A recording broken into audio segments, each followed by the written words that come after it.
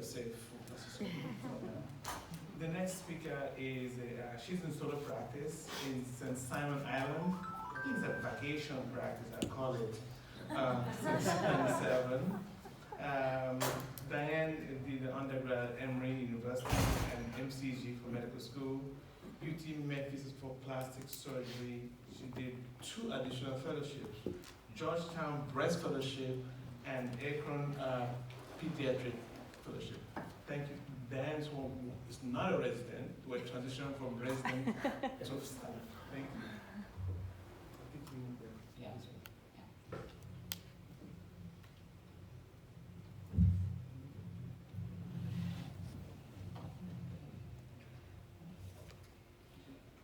Okay. Thank you very much. Yes, I did a fair number of fellowships, and after a period, my father said it was time to get off of family welfare and get a real job. So I did that. Anyway, I certainly appreciate the opportunity to present today. We have heard a lot of technical discussions about this topic, about transgender surgery.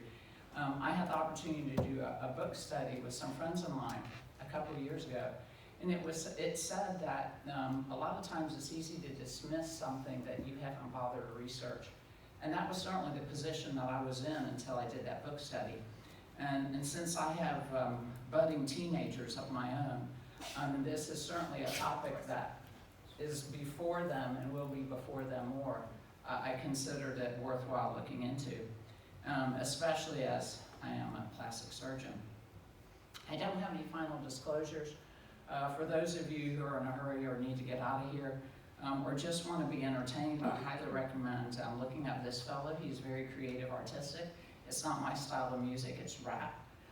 But he puts a lot of creativity into it. So some food for thought today is, as listed, my really goal for you is that you leave here with curiosity and questions and do the research for yourself, as I have done and many of people who presented today. So I asked myself, because this is pretty much self-reflection, well, what is our role as a surgeon? In this particular topic, we're at an interesting intersection between what I'm going to call Gen Z frailty, which we're going to explore a little bit more, social media, and pharma, big pharma.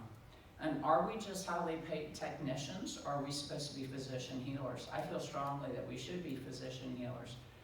We should follow our oath to first do no harm, to care for others, to be truthful, respectful, and importantly, trustworthy. One of my bosses, and I had many of them, would say, you can tell the quality of a surgeon not by the cases that they do, but by the cases they choose not to do or that they don't do. So a little bit about what I'm going to call classic gender disorders. It has been called, it currently is called dysphoria. It was traditionally in young males, 5 to 7, who enjoyed playing with feminine things. They like to imitate their mother. It was a very small incidence, maybe 5 in 100,000. Some of the studies say that the mothers had a higher incidence of borderline personality disorder. Interestingly, with a technique called trauma-informed care, back then it was called supportive watchful waiting, there was an 80% resolution of this dysphoria once they went through puberty. So the historic narrative would be best illustrated by a man named Stanley Beaver. He was a Beaver who was a surgeon in Trinidad, Colorado, that in the 70s, 80s, and 90s was the transgender capital of America. He was not trained as a plastic surgeon. He was just a general surgeon who was brought there initially to take care of the minors. But he found a niche specialty, and I would say his ratio of men to women, twice as many men as women. And back then, he followed the standard of care for the day, which he basically created because he was a trailblazer, which was he would ask his adult patients to live as the opposite sex for a year before he would do any surgery, just to make sure it was the right choice for them. Obviously, with the goal, everybody's goal is that this person leads a healthier, happier, more quality life with less self-harm. These are some examples of some prominent people who went through this process. What they all have in common is that they are men who were married, have wives, some have grandchildren, and then as adults, they decided to swing a different way. We'll talk about Marcy Bowers. Dr. Bowers actually joined Stanley Bieber, just a little bit of history, I did say the past, and has since become WPATH president. WPATH is the World Professional Association of Transgender Health, and it is sort of self-appointed, sets the standards of care for transgender medicine in the world. Now, the narrative transitioned in 96, or between 96 and I'm going to say the early 2000s. There was a protocol that came out of Sweden.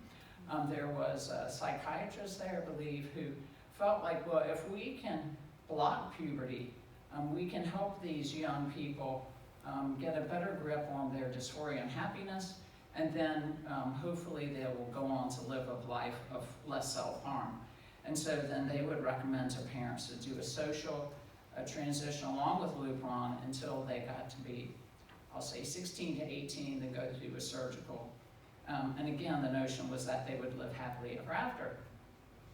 And you can see in America, we're very good at taking an idea and monetizing it.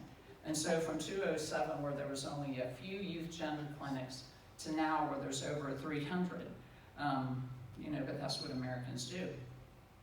Today, I'd like to propose an alternative narrative, which just like right lower quadrant pain, not all right lower quadrant pain is appendicitis, and we don't treat all right lower quadrant pain with appendectomy. That boys and girls, men and women, come to their dysphoria, their dyshappiness, for more than one reason, and that if we don't pay attention to those reasons and we just stamp apply the current standard of care, it's not always going to end up very happy. There's a lot of questions here, and the more I read, the more questions there were. So to present to you, I'll say a proposed variant on this is sudden onset gender dysphoria. This is actually found in the Gen Z age group, which is 14 to 10, is primarily girls. What they have in common is that they're heavily involved with social media, and many of them have other mental health issues. And so what would be some causes of what I'm calling Gen Z frailty? It basically is a loss of anchoring to family, faith, fatherlessness, and financial issues. Adverse childhood events are certainly something that are directly linked to problems in mental health and physical health. And the more ACEs someone accumulates in their childhood, the more likely they are to have issues with hypertension, obesity, and mental health issues. Okay, and so you can see that divorce, which unfortunately nowadays we consider pretty common, is like 1 in 5 families. Okay, so that everybody in this room at some level or another has had an ACE, especially, and I'm biased, if you're in the lower generation, okay? Trauma-informed care, so these are some definitions, is a standard of care to help identify traumatic events in childhood, to help this, budding adult to hopefully prevent mental health issues and physical health issues.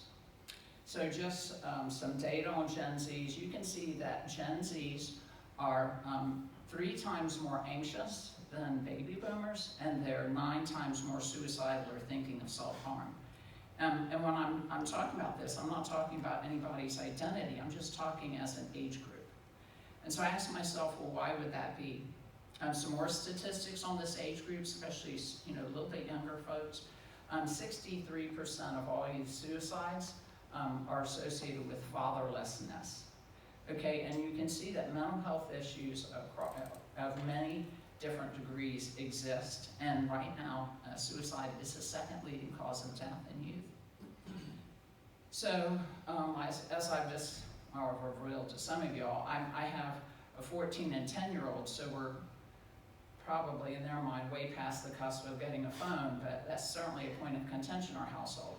And so you can see in 2007, the iPhone became available. Now, obviously, in 2007, not every child got an iPhone, but right now it's almost ubiquitous. And so you can see what that happened to this generation and their willingness and their actually time spent. It dropped precipitously about as far as how much time they would spend with their peers, real people in real time, and instead they were going to social media. And I'm guessing any of y'all who have children, you would agree that children spend way too much time on social media. And people across the spectrum feel that social media in youth is an issue, and you can see this activist, Kate Harris, feels that the growth of TikTok is directly associated with this explosion of gender dysphoria. Interestingly, in this same time frame, starting around 2010 to 2015, so some of my charts that I can't find anything because maybe I haven't asked AI, but there's a huge increase, a doubling of discharge diagnoses from the emergency room with a mental health diagnosis. In other words, they come in with something and they leave with a mental health issue. And this is specifically in the Gen Z group. Baby boomers, that really hasn't changed, and young kiddos in single digit years, that hasn't changed. And we can see that statistically, the more time a young person spends on their phone, the more unhappy they are, the more suicidal they are. And from a physiologic standpoint, the less time they sleep, and we know that sleep is foundational to health and wellness, and your just physical and mental health integrity. And then you can also see some numbers about how TikTok has increased dramatically. For those of you who want to pursue this more for yourself, if you haven't seen The Social Dilemma, is an excellent documentary, basically showing how the founders of many of these platforms will not let their children use electronic social media, that type of thing. So it's said that a person that is only anchored to themselves in the pursuit of happiness will drift on the prevailing current. And that current right now seems to be TikTok and social media. So what is special about teen girls? Well, certainly they are more likely to be on some sort of medication, antidepressants. We certainly know that social media has a huge impact on teen girls when we discuss how we use it for adult women. So the social media is definitely using it for its impact. And we know that children in general nowadays are exposed to a lot of pornography. This pornography is not your grandfather's pornography, nor is it the standard Playboy pornography of yesteryear. This is pretty intense stuff. And so there's plenty of studies and headlines that basically show that young people's idea of what their future is as an adult and as what sexual satisfaction is all about is completely warped and twisted by how they see people and children being used in these formats. And so you can understand why they would be afraid of becoming an adult. I mean, I would be afraid. Okay, so in looking at other graphs, this was a very interesting graph from a timeline standpoint. You see that there was almost 300% increase of women wanting to be masculinized in a short period of time between 2016 and 2017, and a much smaller increase, but still dramatic, 40% in men who wanted to be feminized. And so I was, part of it's like, why is this happening? Why is this huge increase? If we were dealing with any other disease or dysphoria, we would want to be knowing why. And that was the question I was asking myself. Interestingly, it's in 2015 that Medicare for the first time started covering transgender surgery. And we know from the Breast Reconstruction Act of 1998 that basically changes the reimbursement landscape and the interest in any kind of surgery. And so this just has followed suit. By 2015, over half Fortune 500 companies were covering transgender surgery, which included not just the surgery, but also voice lessons and walking lessons. And they would they would pay for people to go and get voice lessons and all that type of stuff, which is astonishing to me because there are some companies who don't even cover the code of breast reduction surgery. Okay, and so what are some of our statistics? So in 2020, when I had a hard time scheduling certainly a breast reduction and even some breast reconstruction cases, there were 33 bilateral mastectomies done daily in America for transgender purposes. And these were all healthy breasts. Certainly there's some authors who feel that this is a great opportunity to diversify practices, and that is certainly true. And so a question I ask myself is, do we always affirm our children's choices? And I'm gonna say, at least for my household, heck no, because if I affirmed everything they wanted to do, they would never go to school, they would never do their homework, and all they would eat is candy all day long. So at this point in time, I used to be mommy can, now I am mommy no, I mean mommy. And so some surgeons will say, well, I got psychiatric clearance. And I've heard surgeons say, I have 2 psychiatric clearances, as if, one cardiology clearance isn't enough. Okay, the problem with that is that there are many states where affirmation only of clearance is permitted. The therapist or psychiatrist can only say yes. So that's sort of like sending someone to a cardiologist and all they can tell you is, sure, they're cleared for surgery, sure, they're cleared for surgery. Okay, unfortunately, trauma-informed care, which we discussed earlier, has been mislabeled as being conversion therapy, so that's not allowed. So a therapist can't see a young girl who's been sexually abused, who's been, unfortunately watching pornography and social media. That can't work into his diagnosis or his recommendations for her future. Instead, depending on the state, that therapist will have to say yes.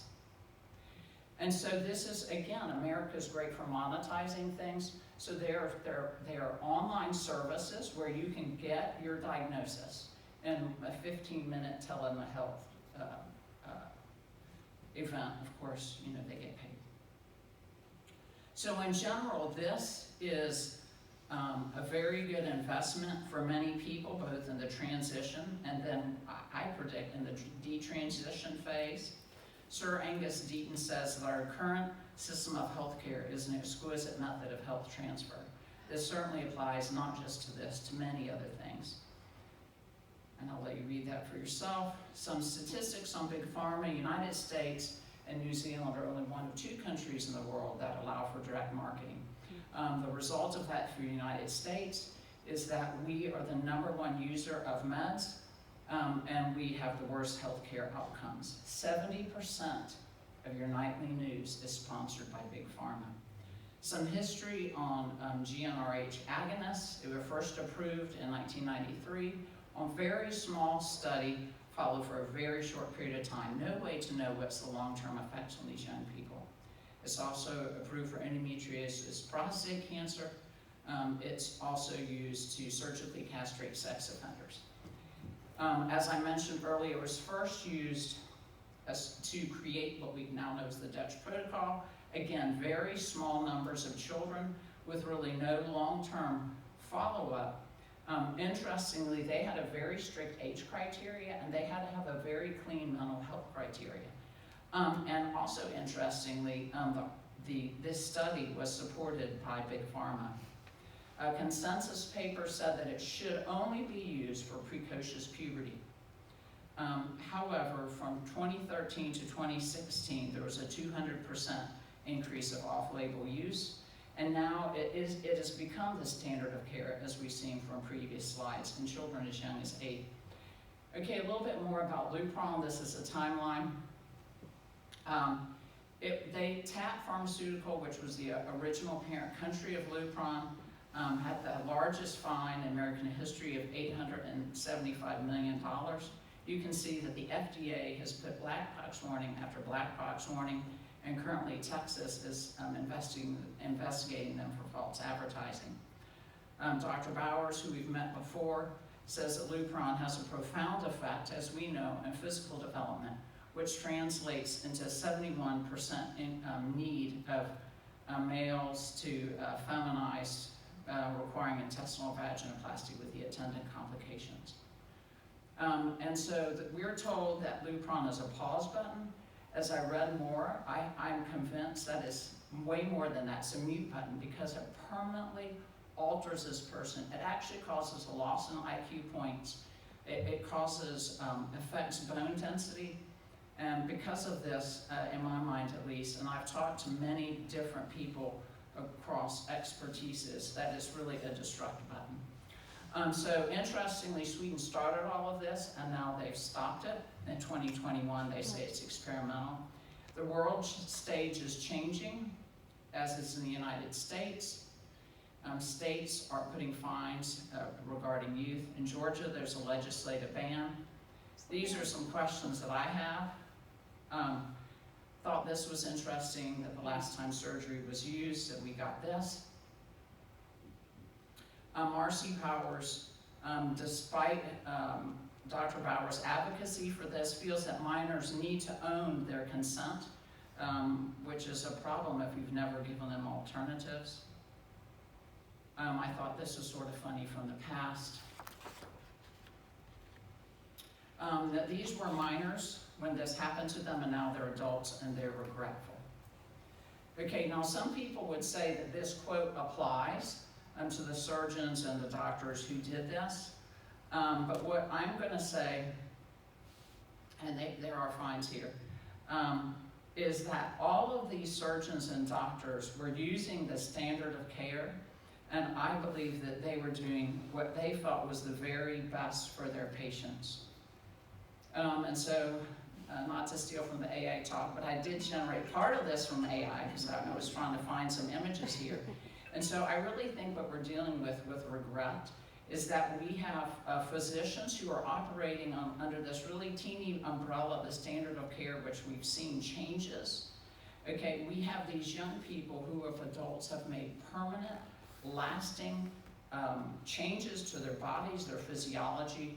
Their mental health is not better. There's plenty of studies that show that suicide is persistent and actually increases after what's called an 8-year honeymoon period. The only people so far who are surviving this is Big Pharma. Thank you very much for the opportunity to present. Thank you very much. Does anyone have a question for Bowen? All right. We're going to take about a 15-minute break. And then we'll have 3 lectures left. We should be done by 12. That's the plan. We are running 10 minutes behind schedule, but we'll take a 15-minute break. If you want to go check out, bring your stuff in here, it should be fine. So we'll be back at 10:25.